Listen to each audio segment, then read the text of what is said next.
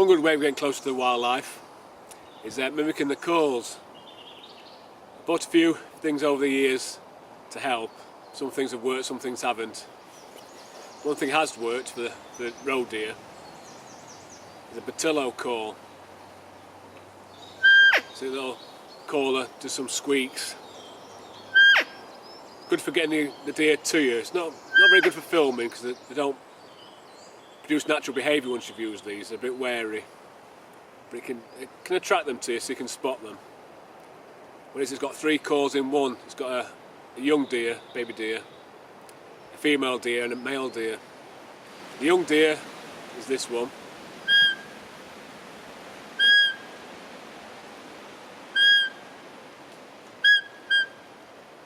So just repeat that. The female's a bit louder, you just press a bit more. A bit louder, a bit longer. And the male call is you press it quite far down.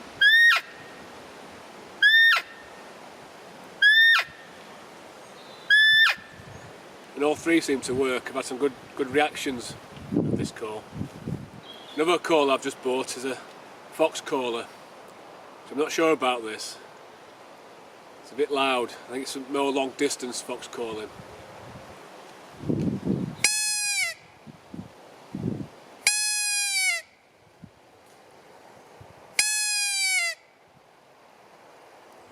To me it's a bit loud. It's supposed to mimic a distressed rabbit, but not sure.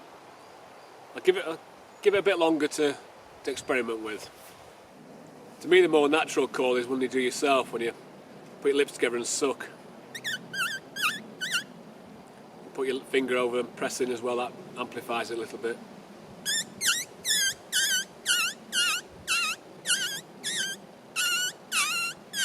That brings foxes in, weasels and stoats. It's a bit hard on your lips sometimes, that's why I bought the fox caller. Been trying a few bird calls as well. Some work, some don't, so I think some they attract the bird in for more, they get more inquisitive than anything. But if you remember doing the whistling with your fingers, the noise with your fingers, it's what I used when I was a kid. We used to do the good, the bad and the ugly call.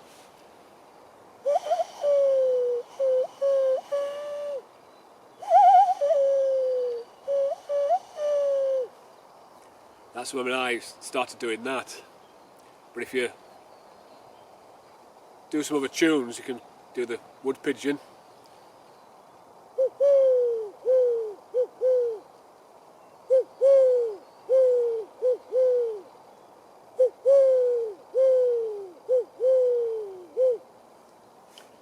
Or the cuckoo.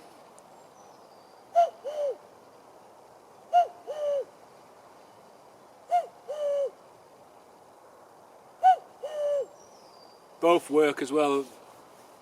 The wood pigeons come down, especially more in the summer months. And the cuckoo, I mean, that's what they do. They call to attract a mate. So they come quite often. They're quite good. Some good responses. Push your hands together, create less space between your hands, and get a higher pitch.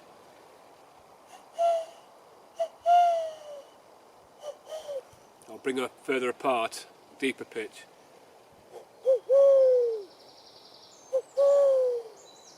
And that's similar to the owl call.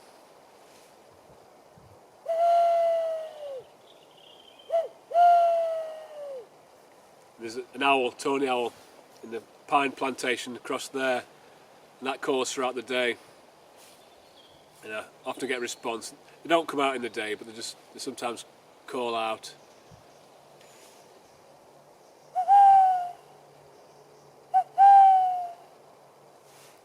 Or they do a high-pitched whistle as well. They go.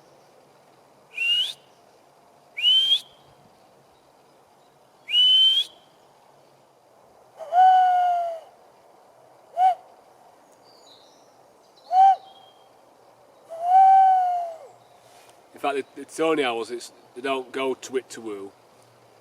One of them shouts twit. a bit like me, and the other one calls back.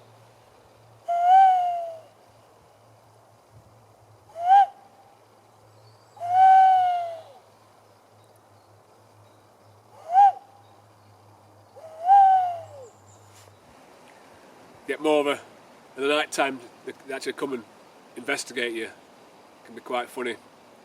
Get a few circling around you when you're calling on night time.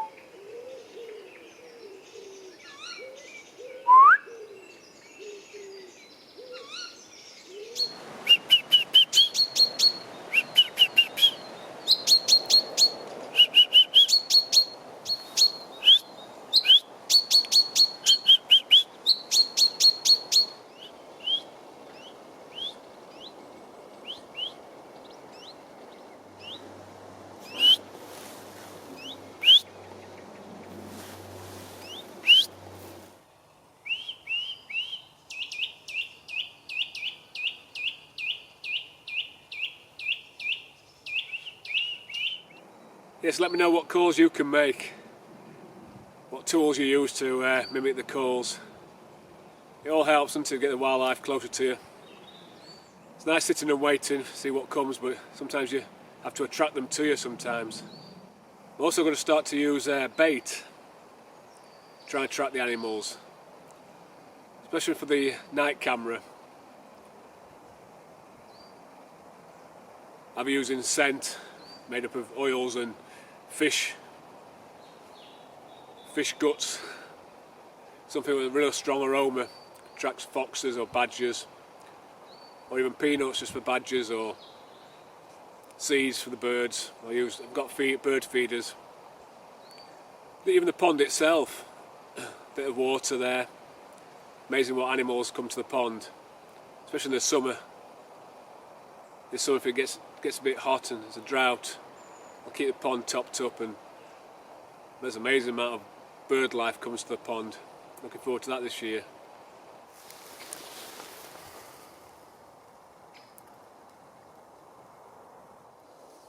I've just come to change the card in the camera, see what else I've caught on there, if anything. Looks like it's had a few shots being fired off.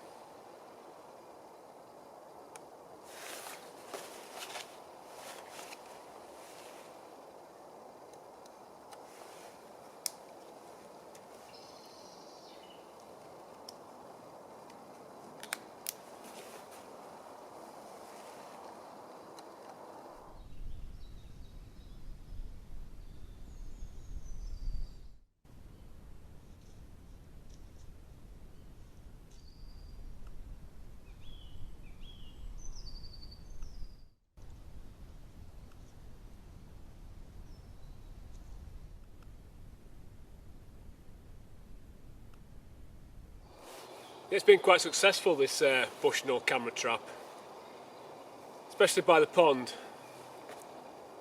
where the wildlife come at night, the foxes, the deer, but also the birds in the daytime.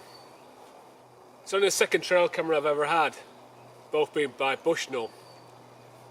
The first one was a low glow. It gave off a little bit of a red glow every time it triggered, but this one's a no glow. I think the first one, well, it got pinched, and I think the reason being is that the light perhaps gave it away and someone took it, so gone for a no glow version.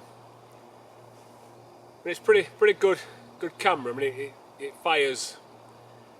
It's about 2-second interval before it gets triggered and actually videos. So sometimes you miss the creature walking past, but usually it captures a nice HD video. I mean, it's not a perfect quality HD video, but it's good enough for seeing what the animal is and getting detail,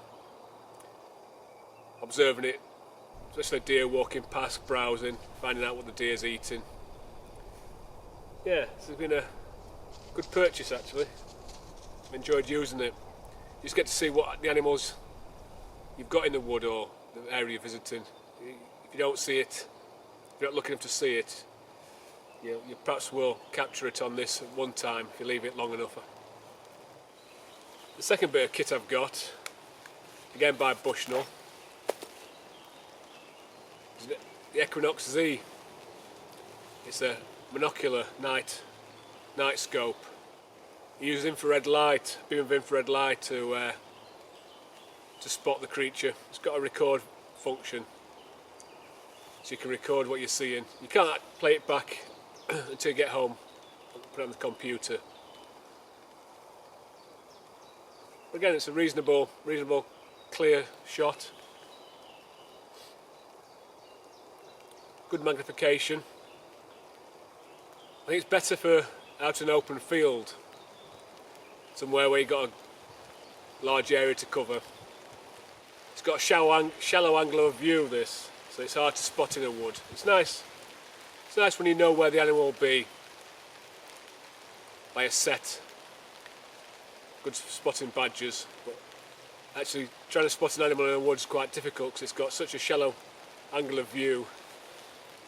You've got to really point everywhere to see it. Yeah, again, I've had some nice results. I haven't used as much as I thought I would, but it's yeah, some good results. Plan to use it a bit more in the future. Nice and robust. Good thing about this, the battery's rechargeable, so you can just recharge the batteries, whereas this, it eats batteries. If you've got on a high setting, it's got 8 batteries in this, and on a high setting, if it's used a lot on a night time, it only lasts a couple of weeks. But on a pond in the daytime, it lasts a bit longer, but it's not using infrared.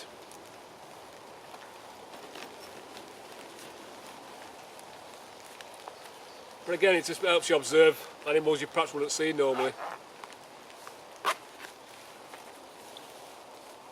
Gets a little bit closer to them all.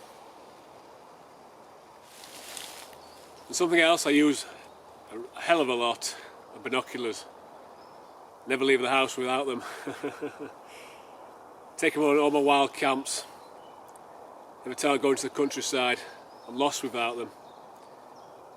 I do go through a few pairs though. I'm always taking them out. They get knocked, banged. These I've lost the screw at the end. I've only had these perhaps less than a year, and they're a bit loose, need tightening up. Just wear and tear. But these are Zeiss Conquest HD. Hope that's been useful. Sharing tips. That's what YouTube's about. Passing on information. Yeah, so you've got any tips for me? Any implements you use to attract the wildlife? Just let me know in the comments. Appreciate that. Right, see you in the next one.